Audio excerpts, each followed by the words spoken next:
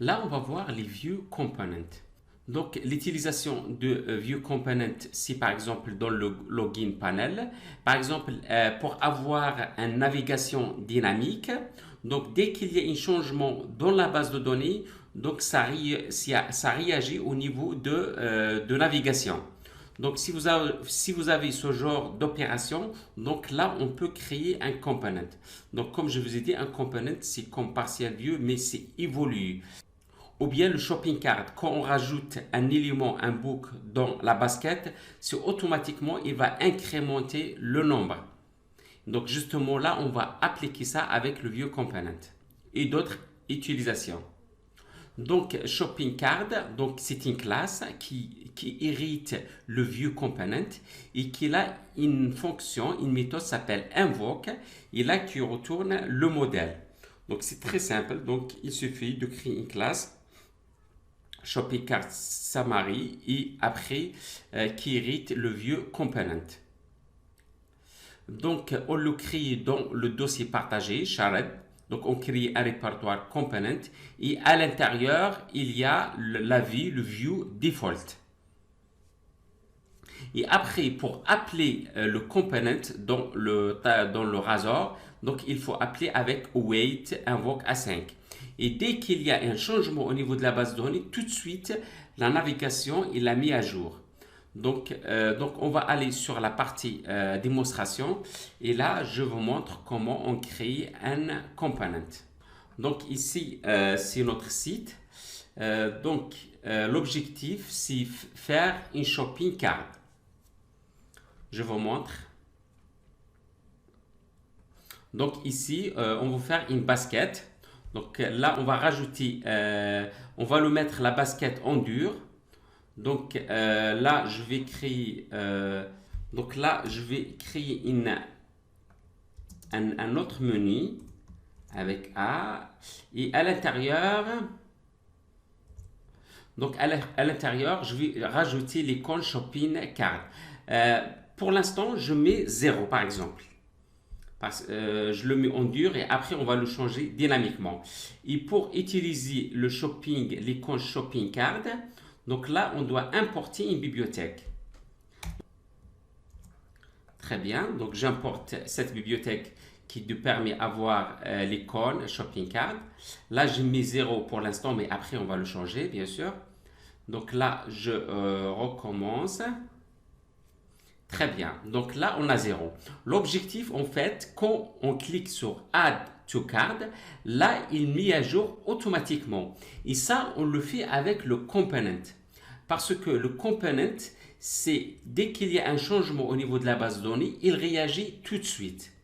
Donc, c'est ça l'avantage d'utiliser les components. Donc, on va créer un component. Donc, ici, on a notre projet. Là, on va fermer tout. Fermer tous les documents, très bien. On va créer un répertoire, s'appelle component.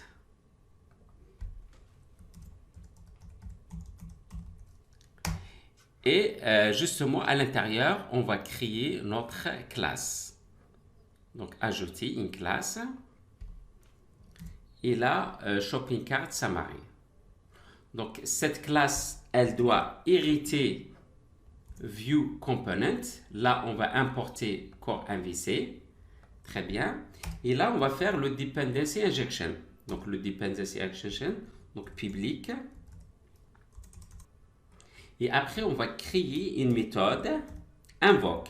Donc, public qui va retourner View Component Result. Et après, invoke.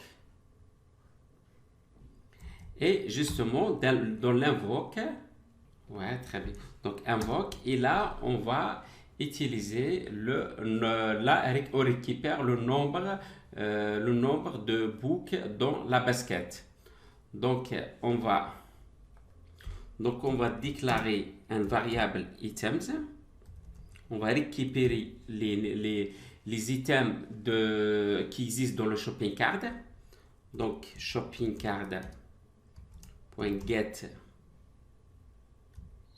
items. Très bien.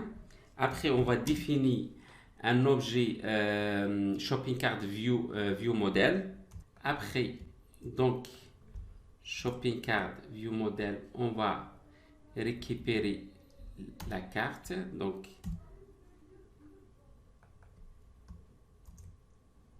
view model shopping card. Et puis on récupère le total.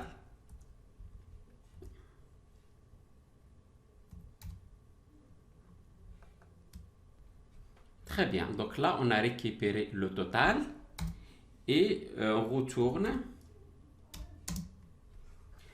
Et là, on retourne le modèle. Donc là, on a créé la classe Shopping Summary. Maintenant, on va aller à Views, Shared, Partager. Et là, on va créer un nouveau répertoire, s'appelle Component, qui contient tous les components de l'application. Et après, à l'intérieur, on va créer un autre répertoire au nom de la classe, c'est-à-dire Shopping Card Summary. Donc, il faut respecter cette convention. Et après, on rajoute une view avec default.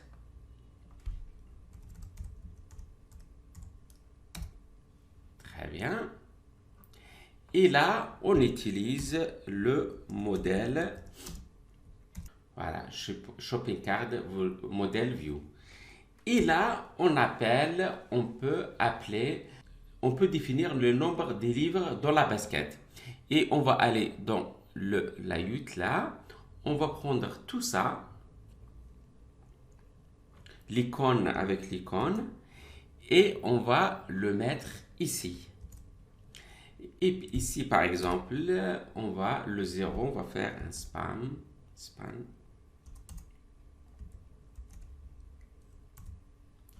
Très bien, on va enlever le 0. Et là, on va faire modèle.